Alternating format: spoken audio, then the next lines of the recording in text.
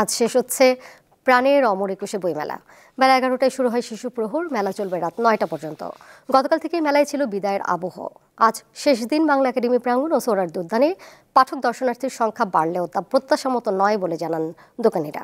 1 ফেব্রুয়ারি প্রধান উপদেষ্টা ডক্টর মোহাম্মদ ইউনূস মাসব্যাপী অমর একুশে বইমেলার উদ্বোধন করেন।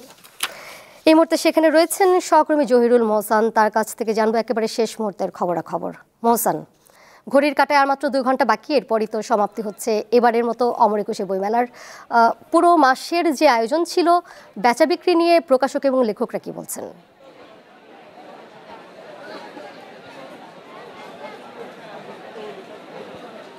দোলা, আর কয়েক ঘন্টা পরেই আসলে বইমেলার আজ এই বছরের মতো আসলে দরজা বন্ধ হয়ে যাবে, পর্দা নামবে এবং আবার আগামী বছরের জন্য অপেক্ষা থাকবেন পাঠক এবং দর্শনার্থীরা। আমরা দেখেছি আজকে সকাল থেকে কিছুটা দর্শনার্থীর সংখ্যা কম থাকলেও আমরা দুপুর 3টার পর থেকে আসলে কিন্তু বইমেলায় দর্শনার্থী এবং পাঠকদের ভিড় আমরা আসলে চোখে পড়ার মতো ছিল এবং সন্ধ্যার পরও কিন্তু আসলে ভিড় বাড়তির দিকেই রয়েছে। আসলে আমরা দেখছি এখনও আসলে সোহরাওয়ার্দী উদ্যান যেই বইমেলার যেই আয়োজন, সেখানে কিন্তু প্রচুর দর্শনার্থী রয়েছেন। তারা পরিবার নিয়ে আসলে আজকের আয়োজনটা আমরা বেশি দেখছি যে পরিবার নিয়ে কিন্তু দর্শনার্থীরা আজকে বইমেলায় আসছেন এবং আমরা প্রকাশকদের সাথে কথা বলছি যে তারা বলছে যে শেষ দিন অনুযায়ী আজকে বেশ ভালোই বিক্রি হচ্ছে এবং পাঠকরা অনেকে আসলে কিন্তু আজকে বই কিনছেন এবং তারা শেষ দিনের যেই বইমেলা আজকে যে শেষ, সেই দিনটিকে আসলে স্মরণীয় করে রাখতে কিন্তু অনেকে বই কিনছেন এবং শেষ দিনে একাধিকবারের মতো কিন্তু অনেকে আসলে আজকে বইমেলায় এসেছেন এবং সার্বিকভাবে বইমেলায়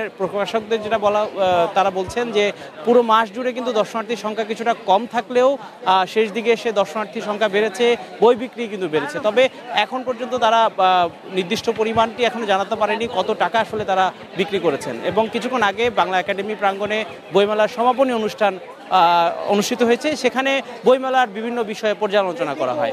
দোলা, অমর একুশে বইমেলা প্রাঙ্গণ থেকে যুক্ত ছিলেন সহকর্মী জহিরুল মোহসান।